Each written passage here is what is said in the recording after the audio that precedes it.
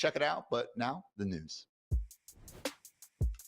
Dwayne, as you mentioned, we did have football last night. Patriots and Eagles. The final score is like the points and whose line anyway. It does not matter, but the usage, it does matter. And a little bit troubling for one Jalen Polk. Yeah, Polk's still running with the second team.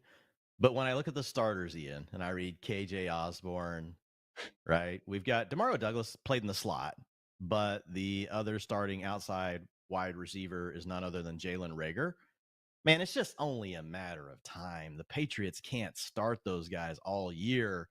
I mean, if they do, they might not win a single game. So it's not ideal. We would rather see, Polk out there with the starters in this game.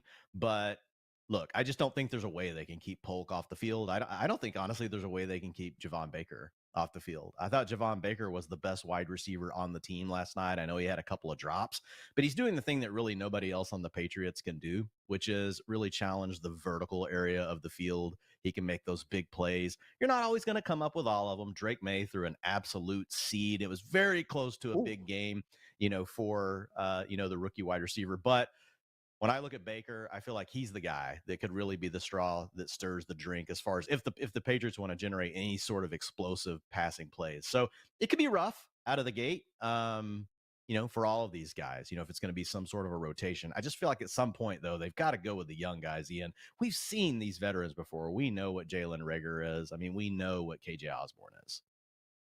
Also interesting that seemingly every good vibe out of Patriots camp has been in favor of Polk and also Baker out there. So haven't quite seen that usage be matching what we've seen, again, or hearing out of Pat's camp. But that said, Dwayne, I mean, Juju Smith-Schuster did start the first Patriots preseason game and then got cut literally next morning. So not exactly expecting Polk to be on the outside looking in once the season starts. But for now, man, especially once to get Kendrick Bourne out there healthy, KJ Osborne could be at least an early thorn in the side of perspective Polk managers. So I don't know about you, Dwayne, personally not really adjusting the ranks too much over any of the Patriots moves. Also did have Ramondre Stevenson playing 10 snaps with the starters, 5 for Antonio Gibson. So pretty much what we got, what we expected to get, I should say, as long as this wide receiver usage again starts to figure itself out a little bit more. So any major ranking adjustments on your end after seeing last night?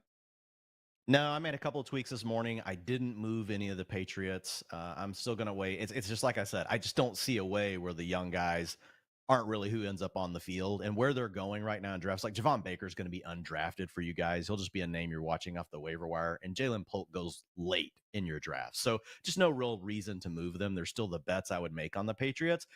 But Ian, I will say this: like the utilization is going to probably be good for Ramondre. We know Antonio Gibson's going to get his work, but I am starting to move towards the idea of I just don't want to draft any Patriots, man. Like I don't think you're going to lose your league. I'll put it that way. By missing out on any of these players, including Ramondre. Ramondre could get 300 carries, and we might not like the final outcome. Like, how many times is this offense going to get inside the 5? And then what if Drake May does what he did last night and still some of those rushing touchdowns? Like that would be catastrophic. Look, I just don't want the Patriots. I'm just going to say it. I'm not drafting Patriots. I'm done. I'm putting my stake in the ground right now. If I do draft one, it would only be Jalen Polk with my last pick.